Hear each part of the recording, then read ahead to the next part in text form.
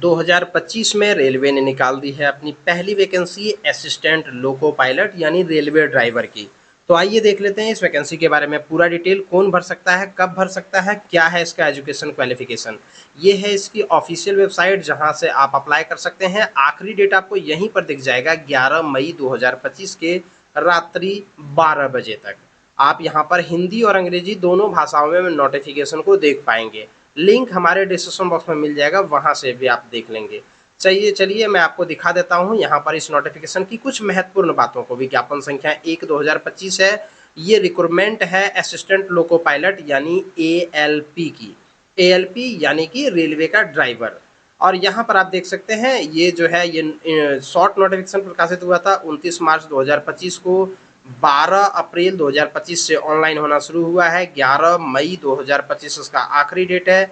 आप पेमेंट कर सकते हैं 13 मई 2025 तक, और 14 मई से 23 मई के बीच में करेक्शन विंडो ओपन होगा। लेकिन करेक्शन करने के पूर्व आपको भुगतान करना होगा 250 रुपये का। इसमें किसी प्रकार से कोई रिजर्वेशन वाला ही सिस्टम लागू नहीं होगा। 250 सबको पेमेंट करना होगा, इसीलिए आप इस बात का ध्यान रखें। उम्र चाहिए 18 से लेकर के 30 साल के बीच में, और इनिशियल पे जो होगा 19,900 यहाँ पर लिखा हुआ है। टोटल वैकेंसी है 10,000 के आसपास में, यानी 9,970 वैकेंसी। ये वैकेंसी घट बढ़ सकती है।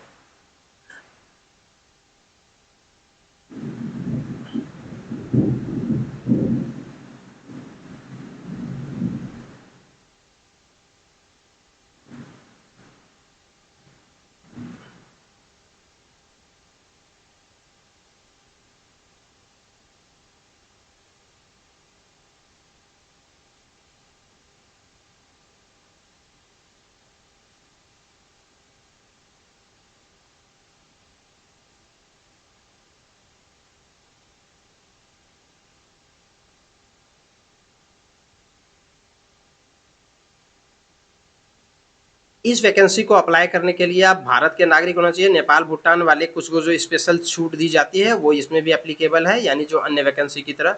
1 जुलाई 2025 को आपका उम्र 18 से 30 साल के बीच में होनी चाहिए। बाकी जो छूट दी जाती है उम्र में रिजर्व कैटेगरी को, वो इसमें भी दी गई है, जो यहाँ पर आपको दिख रहा है। SC/ST को 5 साल, OBC को 3 साल एवं अन्य यहाँ पर आप देख सकते हैं। नोटिफिकेशन का लिंक हमारे टेलीग्राम चैनल पर या फिर हमारे वीडियो के डिस्क्रिप्शन बॉक्स में मिल जाएगा, वहां से भी आप देख सकते हैं।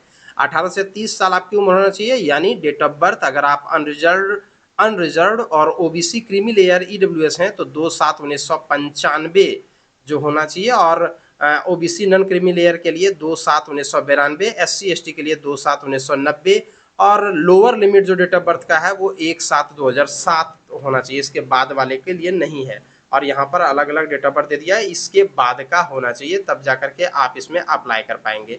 एजुकेशन क्वालिफिकेशन जो है वो आगे वैकेंसी के स्थान पर दिया गया है, जो मैं भी आपको दिखाऊंगा भी।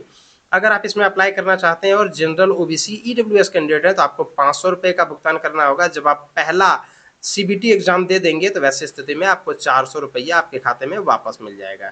ठीक इसी प्रकार से अगर आप SC/ST, ex serviceman, female, transgender ये सब कैटेगरी के हैं तो आपको 250 रुपये का भुगतान करना होगा। और ये सारे के सारे 250 रुपये ये पहला एग्जाम में जब आप सम्मिलित हो जाते हैं तो आपके बैंक खाते में वापस आ जाएगा। आपसे फॉर्म भरते समय आपका बैंक अकाउंट भी लिया जाता है, जिसमें पैसा रिफंड होगा।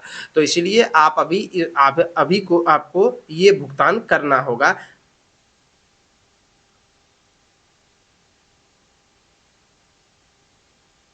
रिक्रूटमेंट के प्रोसेस की बात करें तो सबसे पहले होगा CBT 1, फिर होगा CBT 2, उसके बाद होगा computer based aptitude test CBAT, उसके बाद होगा डॉक्यूमेंट वेरिफिकेशन, उसके बाद होगा मेडिकल एग्जामिनेशन, तब जाकर के होगा आपका रिक्रूटमेंट। अगर हम CBT 1 की बात करें तो CBT 1 will be screening exam for shortlisting eligible candidate for CBT 2 based on the normalized mark, and merit screening will be based on their merit in CBT 1 among the candidate who have chosen the same RRB only. देखिए CBT 1 जो होगा वो एक screening exam होगा जिसमें short listed किया जाएगा candidate को। 60 मिनट होंगे, 75 क्वेश्चन होंगे, 75 मार्क होगा प्रति क्वेश्चन 1 नंबर के दर से। और अगर आप नेगेटिव मार्किंग भी होगा, 3 क्वेश्चन अगर गलती करते हैं तो 1 नंबर आपका माइनस होगा। और नॉर्मलाइजेशन जो है वो किया जाएगा इस मार्क का। मिनिमम पासिंग परसेंटेज यहाँ पर अलग अलग कैटेगरीज के लिए दिया गया है, आप इसको देख सकते हैं। और साथ में यहाँ पर मैथमेटिक्स से किस किस चैप्टर से पूछा जाएगा, मेंटल एबिलिटी के कहाँ कहाँ से पूछा जाएगा, जनरल साइंस में कहाँ कहाँ से पूछा जाएगा और जनरल अवेयरनेस में कहाँ से पूछा जाएगा, ये तमाम आपको यहाँ पर दिख जाएगा। उसके बाद होगा CBT2 जो एग्जामिनेशन होगा उसमें 2 घंटा 30 मिनट का समय होगा, टोटल 175 क्वेश्चन होंगे और 2 पार्ट होगा। पार्ट ए बी 90 मिनट में 100 क्वेश्चन और 60 मिनट में 75 क्वेश्चन पार्ट बी में होगा। इसमें भी 3 गलत पर 1 नंबर माइनस होगा और इसमें भी जो है वो मिनिमम क्वालिफाइंग मार्क यहाँ पर रहेगा। और साथ में ये सिलेबस यहाँ पर भी है, इसको आप देख पाएंगे। साथ में पार्ट बी का भी यहाँ पर सिलेबस है, वो भी आप यहाँ पर देख पाएंगे। और पार्ट बी का जो क्वेश्चन आएगा वो विभिन्न जो ट्रेड है जो आप भरेंगे उससे रिलेटेड आएगा। कोई इलेक्ट्रिशियन है, कोई मैकेनिक है, वायरमैन है, तो इन सबों से रिलेटेड जो है वो क्वेश्चन आएंगे। उसके बाद डॉक्यूमेंट वेरिफिकेशन होगा, फिर मेडिकल एग्जामिनेशन वगैरह होगा। तो उसके बारे में अभी बात नहीं करनी, अभी सिर्फ आपको जो है वो इस फॉर्म को अप्लाई करना है। अगर आप एलिजिबल हो जाते हैं तो आपको जो फोटो अपलोड करना है वो वाइट प्लेन बैकग्राउंड के साथ होना चाहिए। पीछे का बैकग्राउंड जो फोटो का होना चाहिए वो सफ़ेद कलर का होना चाहिए और अच्छी क्वालिटी का फोटो होना चाहिए। क्लियरली आपका दोनों कान विजिबल होना चाहिए और किसी भी प्रकार से कोई परछाई वगैरह या ग्लासेस वगैरह आपको नहीं पहना हुआ होना चाहिए। और जो सिग्नेचर होना चाहिए वो रनिंग हैंडराइटिंग में होना चाहिए, कैपिटल लेटर्स में आपको सिग्नेचर नहीं करनी है, रनिंग हैंडराइटिंग में होना चाहिए। आपका फोटो का क्वालिटी बढ़िया होना चाहिए, तभी जाकर के आप इसमें अपलोड करें, अन्यथा आपका आवेदन रिजेक्ट भी हो सकता है। SC ST सर्टिफिकेट भी अपलोड करना पड़ सकता है अगर आप इस कैटेगरी के हैं और अगर आप इसी कैटेगरी से भर रहे हैं तो। और साथ में आपका जो ये सर्टिफिकेट अपलोड करना होगा, इससे आपको फ्री पासेस मिलेगा ट्रेवल के लिए। इसके लिए आपको 400 KB का PDF फॉर्मेट चाहिए अपलोड करने के लिए। ये तमाम वो वेबसाइट हैं जहां पर इससे संबंधित जो है वो नोटिफिकेशन प्रकाशित है, आप यहाँ पर भी देख सकते हैं। और इसके अलावा मैंने जो आपको लिंक दिया हुआ है वहां से भी आप इसको देख पाएंगे। अगर आप किसी भी प्रकार से कोई सुधार करना चाहते हैं, सावधानी पूर्वक आप फॉर्म को भरें, क्योंकि सुधार करने के लिए आपको 250 रुपये का भुगतान करना ही होगा। इसमें किसी प्रकार से कोई छूट आपको नहीं दी जाएगी, आप किसी भी कैटेगरी के हैं तो भी आपको छूट नहीं दी जाएगी। अब हम लोग यहाँ पर देख लेते हैं जो एक पद है असिस्टेंट लोको पायलट की। इसमें जो है वो आपको कम से कम मैट्रिक पास होना चाहिए और ITI पास होना चाहिए। ITI किस में होना चाहिए तो fitter, electrician, instrument mechanic, millwright, maintenance mechanic, mechanic radio and TV, electronic and mechanic, mechanic motor vehicle, wireman, tractor mechanic, arm and coil winder, mechanic heat engine turner, machinist, refrigerator and air condition mechanic. इसके अलावा या नहीं तो आपके पास matric pass होना चाहिए और national apprentice certificate आपके पास होना चाहिए, या फिर आपका मैट्रिकुलेशन पास होना चाहिए और साथ में आपने पॉलिटेक्निक वगैरह ये सब किया हुआ है, तब जाकर के आप इसमें भर पाएंगे। तो ये तमाम है इसमें एजुकेशन क्वालिफिकेशन, मतलब शॉर्टकट में अगर हम लोग समझें तो अगर आपने मैट्रिक और अगर ITI किया हुआ है तो आप भर पाएंगे, मैट्रिक या फिर डिप्लोमा किया है तो आप भर पाएंगे, मैट्रिक या फिर अगर आपने अप्रेंटिस किया हुआ है तो आप भर पाएंगे। और जो जो मैंने आपको यहाँ पर ट्रेड बताया उन ट्रेड में, और ये सब तो ज़्यादातर होने वाला ट्रेड है जिसमें आप लोगों ने किया ही होगा। कैटेगरी वाइज वैकेंसी देख सकते हैं, अहमदाबाद में ये 223 वैकेंसी है अनरिजर्व में यानी जनरल में, SC में 74, ST में 37, OBC में 130, EWS में 33, टोटल 497, एक्स सर्विसमैन के लिए 50 है।